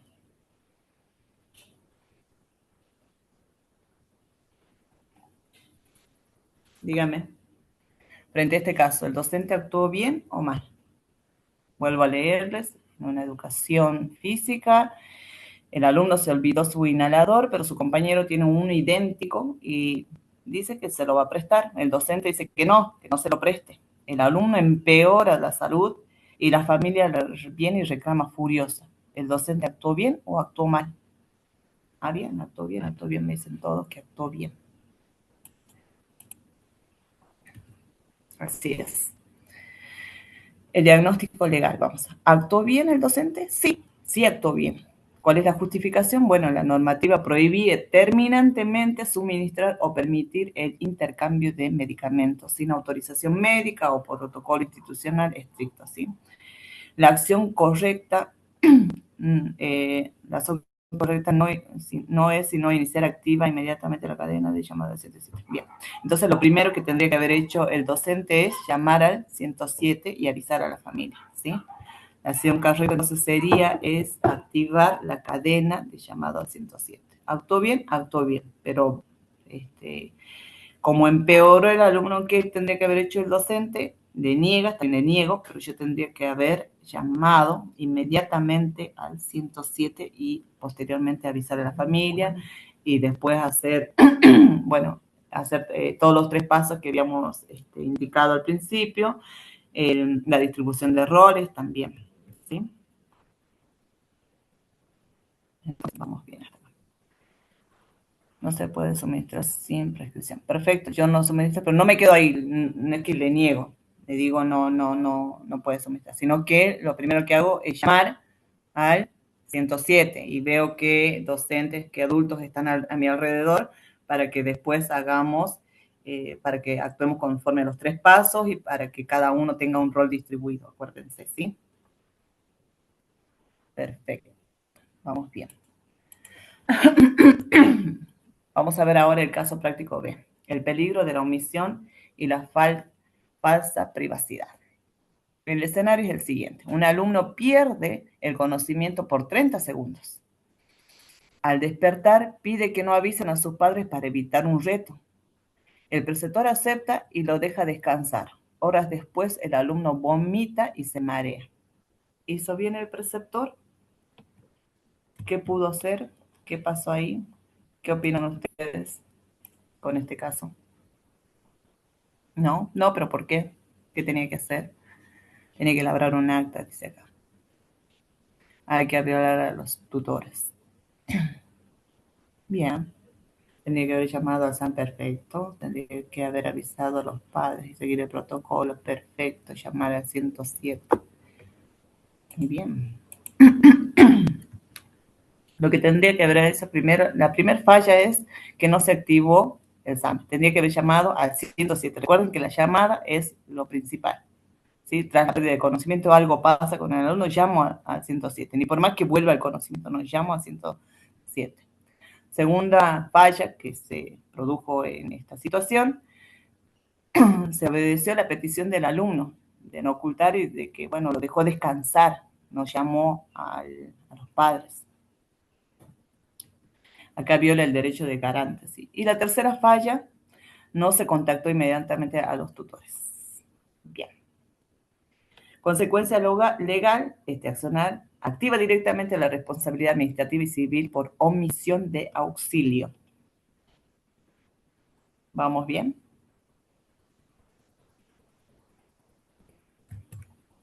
Y ahora se me... Para ir finalizando, vamos a analizar el ecosistema de protección integral para salvar vidas y resguardar nuestra carrera docente. La protección total legal nos sigue como intersección de estos tres, tres círculos, digamos. El primer círculo habla sobre la acción rápida. Recuerden que la acción rápida es activar el 107, llamar sí o sí al 107. El otro círculo nos habla sobre los límites claros. Tenemos que tener en claro qué podemos hacer y qué no podemos hacer. ¿Se acuerdan que habíamos visto una diapositiva en qué podemos hacer y qué no podemos hacer? Bueno, esto nos habla de los límites claros. ¿Qué sí, qué no? Por otro lado, tenemos otro círculo que nos habla sobre el registro formal.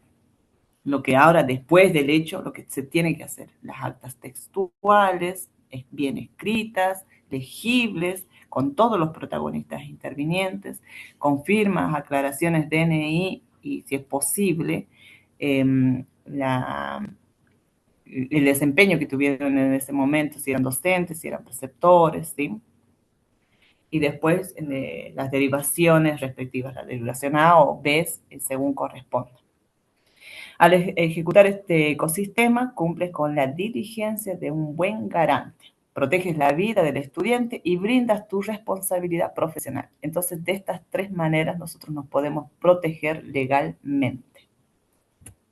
Muchas gracias, mis queridos. Hemos terminado nuestra misión. Así que no sé qué les pareció. ¿Les gustó? ¿Aprendieron? Los escucho, los leo, me dicen qué opinan. Entonces ya saben ustedes cómo actuar frente a estas situaciones y qué normativas los respaldan.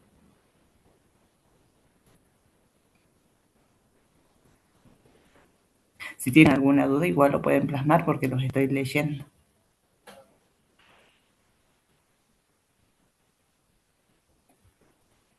Estoy tomando mi chocolate resfrío. Bueno, Muchísimas gracias entonces por todo. Espero que les haya gustado. Veo que sí, porque veo muy buenos comentarios, pero de todas maneras, si quieren hacer algunas, no sé, preguntas, algunos cuestionamientos que no les quedó claro, me avisan. Yo estoy acá presta a responder.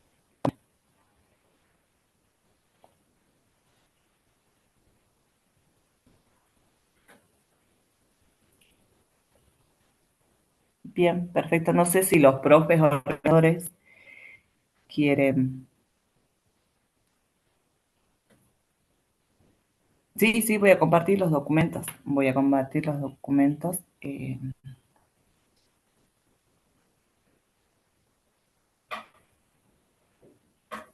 Bien, Rasgido Cristian. Muy bien, voy a contar con usted entonces. Muchas gracias. Muchas gracias por todos los comentarios. Profe Víctor, Brenda, no sé si te quieren Profe, hablar con los docentes respecto a eh, cómo sí. ¿cómo estás? Muchas gracias por haber dado la capacitación. Y no, bueno, recordarles esto, que más tarde tienen de nuevo las tutorías para sacarse las dudas, que ya lo último, ya estamos al lo que es la evaluación el día lunes, así que pueden ahí ir a hacer sus preguntas. La evaluación va a ser asincrónica, se va a habilitar de un horario hasta otro horario y ustedes pueden responder a partir de ahí.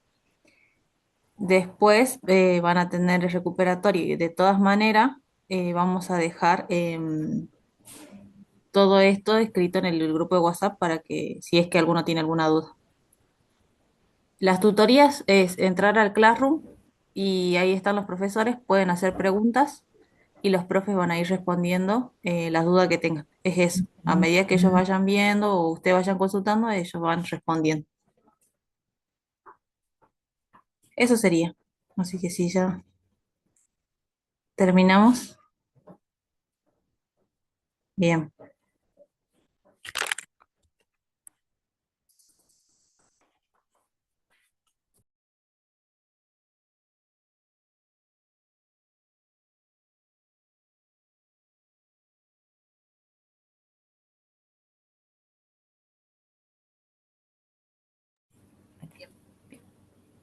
Bueno, entonces culminamos con este encuentro. Los espero esta tarde por si tienen que hacer algunas consultas, escríbanlas y bueno, las consultas serán sacadas de duda esta tarde. Ahora sí nos podemos ir retirando porque ya creo que la asistencia ya fue tomada. Muchas gracias por escucharme, muchas gracias por estar en este espacio y nos veremos esta tarde. Un besito a todos.